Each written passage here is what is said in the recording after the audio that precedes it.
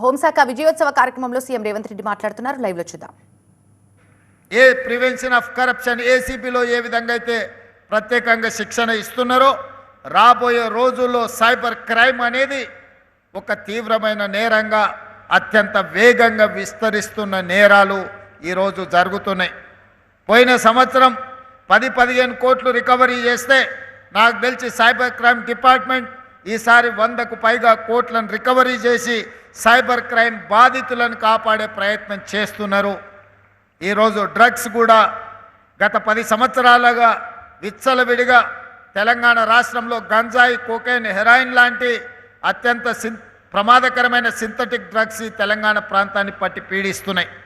అందుకే టీజీ న్యాబ్ని ప్రత్యేకంగా బలోపేతం చేయడమే కాదు, ఒక డీజీపీ స్థాయి అధికారిని నియమించడం ద్వారా పూర్తి స్థాయిలో సిబ్బందిని వందలలో ఇచ్చి 100 కోట్ల రూపాయలు ఇవ్వడమే కాకుండా వాళ్ళకు ప్రత్యేకమైన పోలీస్ స్టేషన్, ప్రత్యేకమైన అన్ని వసతులు ఇవ్వడం ద్వారా ఈరోజు తెలంగాణ రాష్ట్రంలో గంజాయి వినియోగదారులు, గంజాయి అమ్మకందారులు లేదా కొకైన్, హెరాయిన్ వినియోగదారులు, అమ్మకందారులు ఈరోజు వాళ్ళను భయపెట్టే పరిస్థితి తెలంగాణ రాష్ట్రంలోకి రావాలి అనంటే ఒక్కడికి 100 సార్లు ఆలోచన చేసుకునే విధంగా ఈరోజు మన సిబ్బంది ప్రయత్నం చేస్తున్నారు.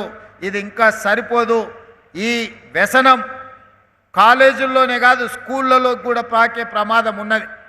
ఈరోజు మనం ఎంత గొప్ప విజయం సాధించినా, మనం ఎంత అభివృద్ధి చెందినా మన పిల్లలు వ్యసనాలకు బానిసలై, మరి ముఖ్యంగా డ్రగ్స్, గంజాయి లాంటి వ్యసనాలకు మన పిల్లలు బానిసలైతే ఈ సమాజానికి తీరని అన్యాయం జరుగుతుంది. తెలంగాణ ప్రతిష్టకు భంగం కలుగుతుంది. తెలంగాణ ప్రతిష్ట మసక బారొద్దు అనంటే హైదరాబాద్ నగరం లాంటి ప్రాంతాలలో ఎక్కడ కూడా మాదక ద్రవ్యాల పేరు వినిపించకూడదు. వాళ్ళ పట్ల కఠినంగా వ్యవహరించాల్సిందిగా, అదేవిధంగా స్కూల్స్, కాలేజీల్లో కూడా ప్రత్యేకంగా శిక్షణ ఇవ్వాలి, వాళ్ళకు అవగాహన కల్పించాలి. ఎక్కడైనా స్కూల్స్, కాలేజీలో ఈ డ్రగ్స్ రిలేటెడ్ కేసులు వస్తే భవిష్యత్తులో యజమానులను కూడా బాధ్యత చేయాల్సిన అవసరం ఉన్నది. ఈరోజు ఫిజికల్ డైరెక్టర్స్ని ఏ విధంగా నియమించుకుంటున్నారో లేదా సబ్జెక్ట్ టీచర్స్ని ఏ విధంగా నియమించుకుంటున్నారో ఈ డ్రగ్స్ రిలేటెడ్ విషయాలను కూడా గుర్తించడానికి స్కూల్స్ అండ్ కాలేజెస్ ప్రత్యేకంగా శిక్షణ పొందిన వాళ్ళను ఆ కళాశాలలో నియామకాలు చేపట్టాలి, ఆ స్కూళ్ళలో చర్యలు చేపట్టాలి. ఎందుకంటే పిల్లల యొక్క ప్రవర్తనలో మార్పును గుర్తించాల్సిన బాధ్యత స్కూల్స్ అండ్ కాలేజ్ మేనేజ్మెంట్ మీద ఉన్నది. వాళ్ళకు పాఠాలు చెప్పడమే కాదు, మీరు తీసుకుంటున్న ఫీజులు పిల్లలని క్రమశిక్షణతో ముందుకు నడిపించాల్సిన బాధ్యత కూడా ఉన్నది. అందుకే హైదరాబాద్, సైబరాబాద్, రాచకొండ కమిషనర్లకు నేను ప్రత్యేకంగా ఆదేశాలు ఇచ్చిన. స్కూల్స్ అండ్ కాలేజీల యాజమాన్యాలను పిలిపించి వాళ్ళందరికీ కూడా ఒక అవగాహన సదస్సులాగా పెట్టి వాళ్ళతో ఇంటరాక్ట్ అయ్యి ప్రభుత్వం యొక్క ఆలోచనను వాళ్ళకు చెప్పండి. వాళ్ళు ప్రభుత్వం యొక్క ఆలోచనలకు సహకరించి ముందుకు పోకపోతే వాళ్ళ పట్ల కఠినంగా వ్యవహరిస్తామని చెప్పి కూడా యాజమాన్యాలకు చెప్పడం జరిగింది. సత్ఫలితాలను సాధిస్తున్నాం, కానీ ఇది సరిపోదు. డ్రగ్స్ అండ్ గంజాయి లాంటి కేసుల్లో శిక్ష పడేది చాలా తక్కువగా ఉన్నది సక్సెస్ రేషియో. దీనికోసం ప్రత్యేకంగా న్యాయ వ్యవస్థను, అదేవిధంగా న్యాయవాదులను, సుశిక్షితులైన ఇన్వెస్టిగేటింగ్ ఆఫీసర్లను మీరు శిక్షణ ఇవ్వాల్సిన అవసరం ఉన్నది. ఎందుకంటే 4-5 సంవత్సరాల తర్వాత మీరు నమోదు చేస్తున్న కేసులు వీగిపోతున్నాయి. న్యాయస్థానాలలో శిక్ష విధించే విధంగా చర్యలు చేపట్టడంలో కొంత వెనుకబడుతున్నాం. కాబట్టి అందుకే అధికారులతో మాట్లాడిన నేను తర్వాత సమీక్ష చేస్తా, చీఫ్ సెక్రటరీ, ఉన్నతాధికారులతో వీటి కోసం ఏదైనా స్పెషల్ కోర్ట్స్ పెట్టడం ద్వారా ప్రత్యేకమైన కోర్టులను పెట్టి వితిన్ 6 monthsలోనే ఈ డ్రగ్స్ అండ్ రిలేటెడ్ కేసులన్నిటిని కూడా, సైబర్ క్రైమ్ కేసులను కూడా చాలా ఫాస్ట్ ట్రాక్ కోర్టులో పెట్టి వాటిని పరిష్కరించడానికి అవసరమైన చర్యలు కూడా ఈరోజు చేపట్టాలనుకుంటున్నాం. అదేవిధంగా ఈ నగరాన్ని కాపాడుకోవాలి అంటే ఈ నగరంలో ఉండే చెరువులు, కుంటలను, నాలలను కాపాడుకోవాలి. ప్రభుత్వ భూములు కబ్జా కాకుండా చూడాలి, పార్కులను కబ్జా చేయకుండా కాపాడాలి. అదేవిధంగా అత్యంత తీవ్రమైన సమస్య ఈరోజు నగరాన్ని పట్టి పీడిస్తున్నది. కాలుష్యము, 2 ట్రాఫిక్. ఈ రెండింటిని పరిష్కరించవలసిన బాధ్యత, ట్రాఫిక్ను నియంత్రించి ట్రాఫిక్ జాములు లేకుండా చూడాలి అని అంటే పోలీస్ సిబ్బంది తమ పూర్తి సమయాన్ని ట్రాఫిక్ మీద కేటాయించాల్సిన అవసరం ఉన్నది. అందుకే ఈరోజు ట్రాఫిక్ నియంత్రించడంలో, ట్రాఫిక్ సిగ్నల్స్లో నేను ఎప్పుడు ఎమ్మెల్యేగా ఉన్నప్పుడు, ఎమ్మెల్సీగా ఉన్నప్పుడు, ఎంపీగా ఉన్నప్పుడు, ఎప్పుడైనా నేను ప్రయాణం చేస్తున్నప్పుడు ట్రాఫిక్ సిగ్నల్స్ దగ్గర ట్రాన్స్జెండర్లు అడుక్కునే వాళ్ళని నేను చూసిన. సమాజము వాళ్ళ పట్ల నిర్లక్ష్యంగా వ్యవహరించడం, వాళ్ళ పట్ల మానవీయ కోణంలో ప్రభుత్వాలు ఆలోచించకపోవడం వల్ల విధి లేని పరిస్థితుల్లో సమాజ నిర్లక్ష్యానికి గురైన ట్రాన్స్జెండర్లు అడుక్కునే వృత్తిని వాళ్ళు చేపడుతున్నారు. అందుకే ట్రాఫిక్ సిగ్నల్స్ దగ్గర వాళ్ళు ఉంటున్నారు. కాకపోతే వాళ్ళకు ఒక షార్ప్ సెన్స్ ఉంది. ఎప్పుడు సిగ్నల్ మారుతుంది, ఎప్పుడు ట్రాఫిక్ ముందుకెళ్తుంది, ఎప్పుడు ట్రాఫిక్ ఆగుతుందో శిక్షణ పొందిన వాళ్ళ కూడా వాళ్ళు వేగంగా గుర్తుపడుతుంటారు. అందుకే నేను డీజీపీ, అదేవిధంగా అనితా రామచంద్రన్ గారికి, అదేవిధంగా హైదరాబాద్ కమిషనర్ చెప్పిన వాళ్ళని ట్రాఫిక్ అసిస్టెంట్స్గా పోలీస్ డిపార్ట్మెంట్లో తీసుకొని వాళ్ళ చేతనే ట్రాఫిక్ను నియంత్రించండి.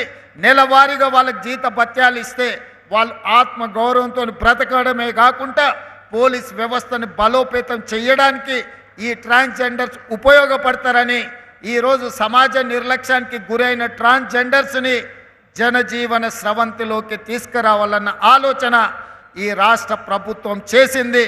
ఈరోజు 47 మందినో 50 మందినో నియామక పత్రాలు ఇచ్చారు. భవిష్యత్తులో ఇంకా వాళ్ళకి అవకాశాలు పెంచుతాం, వాళ్ళకి శిక్షణ ఇస్తాం, వాళ్ళకు ఒక మంచి భవిష్యత్తుని ఇస్తాం.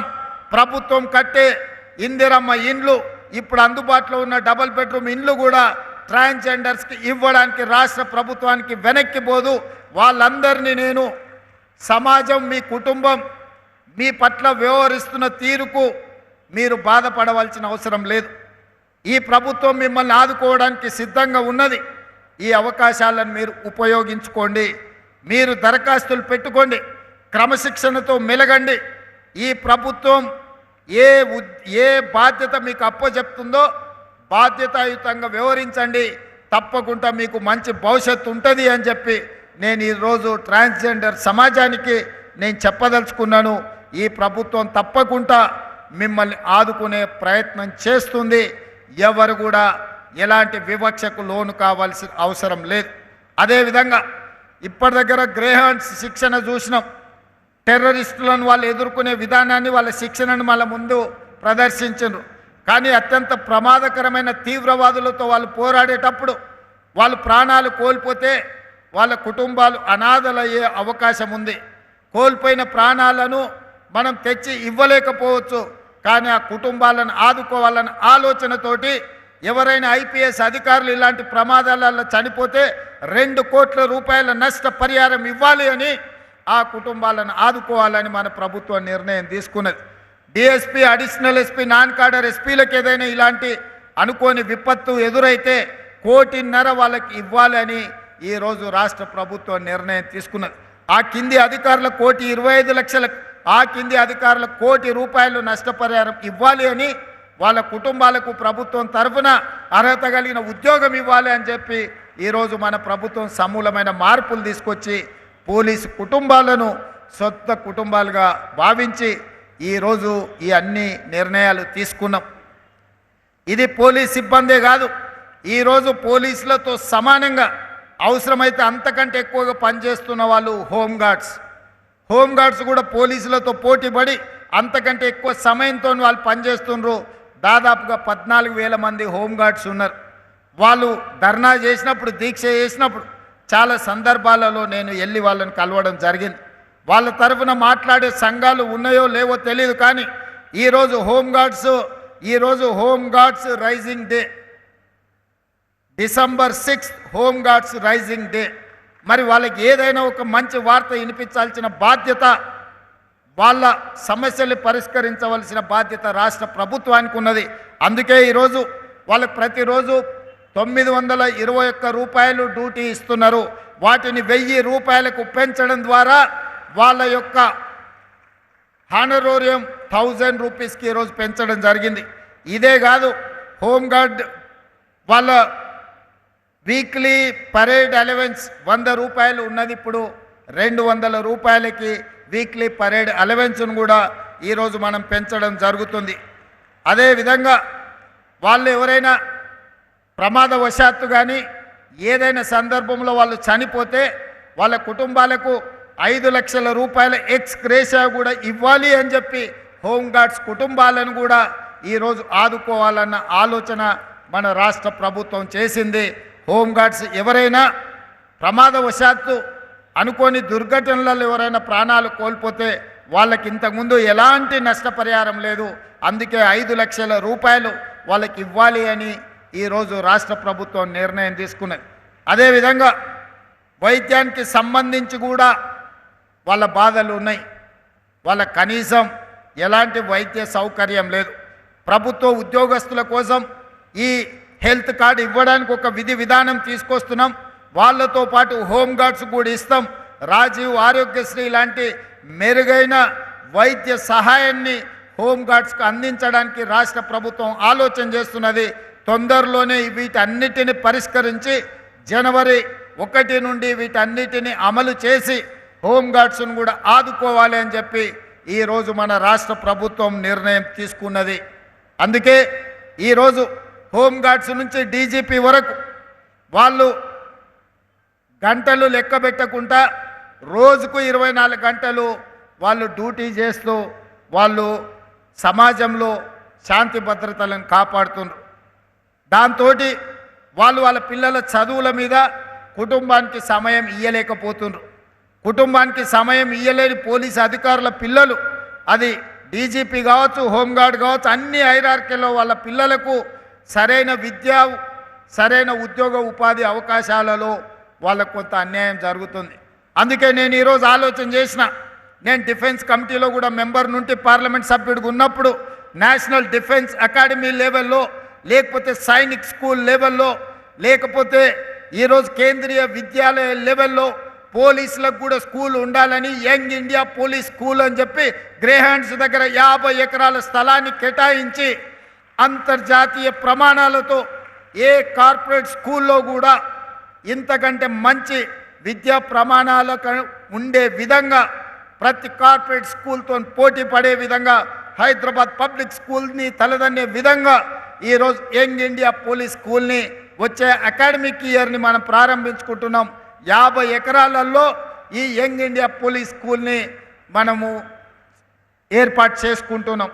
ఇందులో హోంగార్డ్ నుంచి డీజీపీ వరకు ఏ అధికారి పిల్లలైనా అందరూ సమానంగా, అందరూ ఒకే దగ్గర చదువుకొని ఒక మంచి భవిష్యత్తులో ఎట్లయితే నేషనల్ డిఫెన్స్ అకాడమీ నుంచి వచ్చిన స్టూడెంట్స్ మాది ఎన్డీఏ అని చెప్పుకుంటున్నారో, సైనిక్ స్కూల్ నుంచి వచ్చిన పిల్లలు మేము సైనిక్ స్కూల్ పిల్లలమని చెప్పుకుంటున్నారో, భవిష్యత్తులో ఈ యంగ్ ఇండియా పోలీస్ స్కూల్ నుంచి వచ్చే పిల్లలు మేము పోలీస్ స్కూల్ నుంచి వచ్చినామని గర్వంగా చెప్పుకునే విధంగా దాన్ని తీర్చిదిద్దే బాధ్యత నాది. మీరు ఇంత కష్టపడి ఇంత త్యాగం చేసి మీరు సర్వం బొడ్డి శాంతి భద్రతలను కాపాడితే మీ పిల్లలకు ఉన్నతమైన చదువులు అందించకపోతే ఆ ప్రభుత్వాలు విఫలమైనట్టే. అందుకే ఈరోజు పోలీస్ శాఖ సిబ్బందిని దాదాపుగా హోంగార్డ్స్తో సహా లెక్క పెడితే 90 నుంచి 94 వేల మంది సిబ్బంది ఉన్నారు. ఈ 90 నుంచి 94 వేల సిబ్బంది 4 కోట్ల ప్రజల్ని కాపాడడమే కాదు, సైబర్ క్రైమ్లో, డ్రగ్స్లో, టెర్రరిస్ట్ యాక్టివిటీస్ని నియంత్రించడంలో ఈ దేశానికే తలమానికంగా పనిచేస్తున్నారు. సైబర్ క్రైమ్లో నేషనల్ లెవెల్లో హోమ్ మినిస్టర్ అమిత్ షాతో అవార్డు మన తెలంగాణ సైబర్ క్రైమ్ అందుకున్నది. అదేవిధంగా టెర్రరిస్ట్ యాక్టివిటీస్లో దేశంలో ఎక్కడ జరిగినా కేంద్ర ప్రభుత్వం నుంచి మొదలు పెడితే ఇతర రాష్ట్రాలు మన రాష్ట్ర పోలీసు వైపే చూస్తున్నారు. సమాచారం మీ దగ్గర ఏమైనా ఉందా, చర్యలు తీసుకోవడానికి మీరు సహకరించండి అని. ఇంత గొప్పగా సేవలు అందిస్తున్న పోలీస్ సిబ్బందిని అన్ని రకాలుగా ఆదుకొని అన్ని రకాల వసతులను వాళ్ళకు అందజేసి ఆత్మగౌరవంతో రాజకీయ ప్రమేయం లేకుండా, రాజకీయ ఒత్తిడి లేకుండా మీరందరూ మీ ఉద్యోగాలను నిర్వహించే విధంగా రాష్ట్ర ప్రభుత్వం మీకందరికీ అవకాశాలు కల్పిస్తుంది. నా విజ్ఞప్తి ఒక్కటే, ఈ ఉద్యోగం మీకు ఉపాధి కాదు. ఈ ఉద్యోగం ఒక భావోద్వేగం. ఈ భావోద్వేగం తెలంగాణ రాష్ట్ర శాంతి భద్రతలను కాపాడడమే కాకుండా ప్రభుత్వం యొక్క ప్రతిష్టను పెంచే బాధ్యత మీ మీదనే ఉన్నది. మేమెంత చేసినా మీరు వ్యవహరించే విధానంతోనే ఈ ప్రభుత్వానికి పేరు ప్రతిష్టలు వస్తాయి. మీరు బాధితుల పట్ల గౌరవంగా మర్యాదగా వ్యవహరించాలి. అప్పుడప్పుడు ఫ్రెండ్లీ పోలీసింగ్ అని నేను వింటుంటా. ఫ్రెండ్లీ పోలీసింగ్ అంటే క్రిమినల్స్తో ఫ్రెండ్లీగా ఉండమని కాదు. నేను స్పష్టంగా మా పోలీస్ మిత్రులకు నేను చెప్పదలుచుకున్నా. ఫ్రెండ్లీ పోలీసింగ్ అనే పదం బాధితులకు అన్యాయం జరిగిన వాళ్ళు పోలీస్ స్టేషన్కి వచ్చినప్పుడు వాళ్ళని కూర్చోబెట్టి వాళ్ళ ఫిర్యాదు ఏందో కనుక్కొని ఆ ఫిర్యాదును పరిష్కరించి వాళ్ళకి న్యాయం చేసే విధంగా ఫ్రెండ్లీ పోలీసింగ్ ఉండాలి తప్ప కబ్జాలు పెట్టుకున్న వాళ్ళకో హత్యలు చేసిన వాళ్ళకో లేకపోతే ఆర్థిక నేరగాళ్లతో ఫ్రెండ్లీగా ఉండమని కాదు. అందుకే ఫ్రెండ్లీ పోలీసింగ్ అనే దాన్ని రీడిఫైన్ చేసుకోండి. పోలీస్ అంటే నేరగాడు భయపడి తీరవలసిందే. పోలీస్ పేరు వినిపిస్తే కబ్జాకోరైనా డ్రగ్స్ వాడేవాడైనా లేకపోతే చెరువులను కుంటలను నాలాలను ఆక్రమించుకునేవాడైనా లేకపోతే నేరాలు చేయాలన్న ఆలోచన ఉన్నవాడు పోలీస్ పేరు చెప్తే భయపడాలి. వాళ్ళను భయపెట్టండి. బాధితుల పట్ల ఫ్రెండ్లీగా ఉండండి. అప్పుడే నిజమైన పోలీస్ వ్యవస్థకు గౌరవం పెరుగుతుంది. సమాజంలో అత్యధికంగా కష్టపడేది పోలీసు వాళ్ళే, కానీ అత్యధికంగా విమర్శలు ఎదుర్కొనేది కూడా పోలీసు వాళ్ళే. ఇది అందరు పోలీసుల వల్ల రావడం లేదు. కొద్దిమంది పోలీసుల వ్యవహారం అంత పోలీస్ వ్యవస్థకే చెడ్డ పేరు తెచ్చే విధంగా విమర్శల్ని ఎదుర్కొనే విధంగా పరిస్థితులు ఉంటున్నాయి. కాబట్టి ఈ ప్రభుత్వంలో మీకు స్వేచ్ఛ ఉంటుంది. ఈ స్వేచ్ఛ ప్రజాస్వామ్యాన్ని కాపాడడమే కాదు, ప్రజలకు అందుబాటులో ఉండి బాధితులను ఆదుకునే విధంగా ఈ స్వేచ్ఛ మీకు ఉంటుంది. నేరగాళ్ల పట్ల కఠినంగా వ్యవహరించండి. కొంతమంది డాపు దర్పం ప్రదర్శించడానికి పోలీస్ స్టేషన్లకు వచ్చి హడావిడియో చేస్తే చక్కగా తీసి బొక్కలేయండి అని నేను చెప్పదలుచుకున్నా. పోలీస్ స్టేషన్కి వచ్చిన వాళ్ళు పోలీసుల పట్ల మొదట మర్యాదగా వ్యవహరించాలి. పోలీసులు వాళ్ళ పట్ల మర్యాదగా వ్యవహరించడం ఎంత ముఖ్యమో పోలీస్ స్టేషన్కి వచ్చిన ప్రజాప్రతినిధి ఎవరైనా సరే పోలీసుల పట్ల కూడా మర్యాదగా వ్యవహరించాల్సిన అవసరం ఉన్నది. వాళ్ళు అమర్యాదగా వ్యవహరిస్తే మీరు మర్యాదగా ఉండడం వల్ల అది చేతగాంతనంగా కొన్నిసార్లు సమాజానికి సందేశం ఇచ్చిన వాళ్ళం అవుతాము. కాబట్టి ఈ విషయంలో మీకు స్పష్టత ఉండాలి. ఈ వేదిక మీద నుంచి పోలీస్ శాఖ సిబ్బందికి టాప్ టు బాటం నేను ఇచ్చే ఇన్స్ట్రక్షన్ ఒక్కటే. బీయింగ్ అనే chief minister as well home మినిస్టర్గా నేను మీకు ఇస్తున్న ఆదేశం ఒక్కటే. పేదల పట్ల, సామాన్యుల పట్ల, బాధితుల పట్ల మీరు సానుభూతితో ఉండండి. వాళ్ళ సమస్యల్ని పరిష్కరించండి. నేరగాళ్ళు ఎంత వాళ్ళైనా సరే, వాళ్ళ రాజకీయ నాయకులా, అధికారులా, లేకపోతే ఇంకెవరా, ఎవరిని చూడాల్సిన అవసరం లేదు. వాళ్ళ హోదా నేరగాడికి అప్లై అవ్వదు. ప్రోటోకాల్స్ కూడా నేరగాళ్ళకి అప్లై అవ్వవు. ప్రోటోకాల్ అనేది ప్రోటోకాల్ విధానం ఉంటుంది. అప్పుడు మాత్రమే ప్రోటోకాల్ పాటిస్తాము. నేరగాళ్లకు ప్రోటోకాల్స్ పాటించడం మొదలు పెడితే మీరు మీ ఉద్యోగాలను చెయ్యలేరు. అలాంటి వారి పట్ల స్పష్టంగా వ్యవహరించండి. విధి విధానాలను పాటించండి.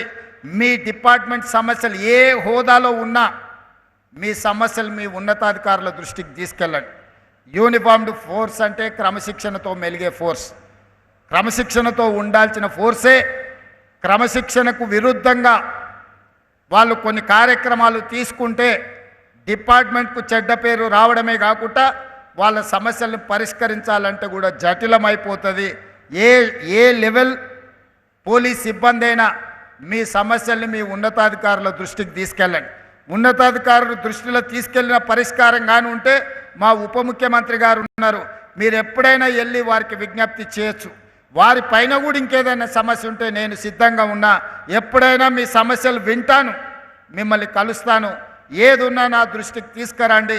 తెలంగాణలో ఉండే పోలీసులు సమస్యల్లో ఉండకూడదు. ఎందుకంటే సమస్యలతో వచ్చే ప్రజల యొక్క సమస్యలు పరిష్కరించే మీరు సమస్యల్లో ఉంటే సమాజానికే నష్టం జరుగుతుంది. మీ సమస్యల్ని పరిష్కరించే బాధ్యత నేను తీసుకుంటాను తెలియజేస్తూ మీ అందరి దగ్గర సెలవు తీసుకుంటున్న ధన్యవాదాలు మిత్రులారా.